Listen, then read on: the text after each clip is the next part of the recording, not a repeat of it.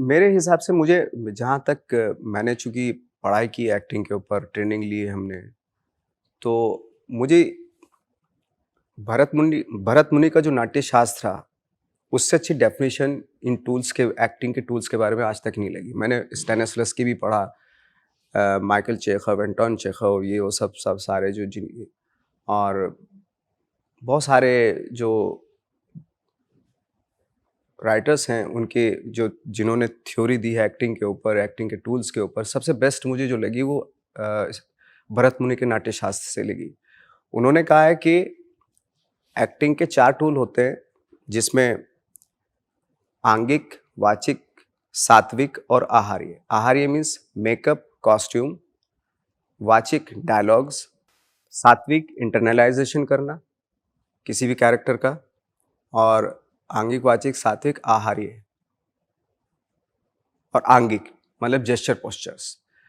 तो I think इससे अच्छी डेफिनेशन पूरे वर्ल्ड में नहीं होगी एक्टिंग की, एक्टिंग के टूल्स की।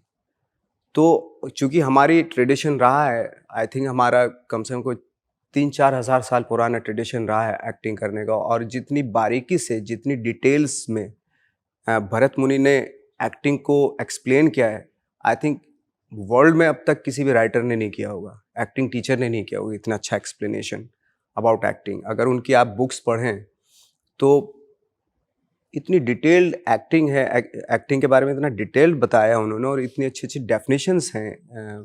पूरा मतलब पूरा मेथड एक्टिंग का भी बाप है वो, अगर देखा जाए तो भरत मुनि का नाट्य शास्त्र।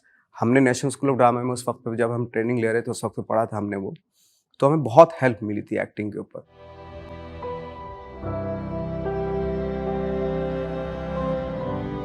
जैसे जैसे 4 टूल्स बताए, उसमें से जैसे वाचिक है, अगर वाचिक नहीं है तो उसके बिना भी एक्टिंग हो सकती है। फॉर एग्जांपल मैंने एक फिल्म की थी बाईपास, उसमें डायलॉग्स ही नहीं थे किसी के भी।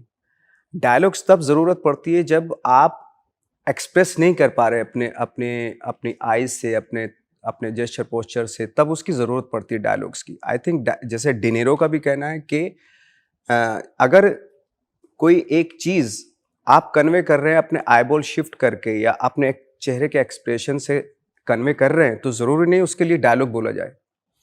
तो डायलॉग तभी बोलना चाहिए जब आपके ये सारे टूल्स जो है ना फेलियर हो जाए, मतलब आप इनसे काम नहीं चल रहा, तब डायलॉग आता है। डायलॉग सिर्फ बोलने के लिए, वर्बोस करने के लिए डायलॉग्स लिखे जाएं तो वो बहुत ही अननेसेसरी लगता है।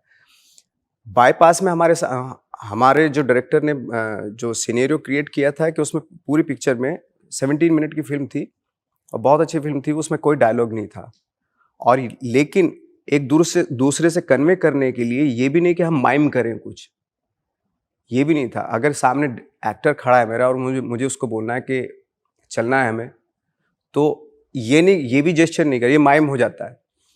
तो लेकिन आइज़ में आपके होना चाहिए कि एक पोस्चर, एक जेस्चर होना चाहिए कि अब लगे कि सामने वाले को कि ये अब चलना चाहता है, तो ये कन्वे हो जाता है।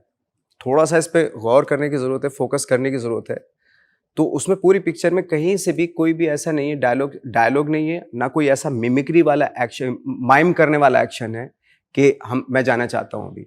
अगर मैं जाना चाहता हूँ तो लाइक फॉर एग्ज़ाम्पल मैंने ऐसे टर्न किया और सामने वाले को एहसास हो गया कि अब ये कह रहा है कि मैं जाना चाहता हूँ। लेकिन मिमिक्री भी नहीं करना, डायलॉग्स भी नहीं, मिमिक्री भी नहीं, माइम भी नहीं करना, सॉरी माइम भी नहीं करना।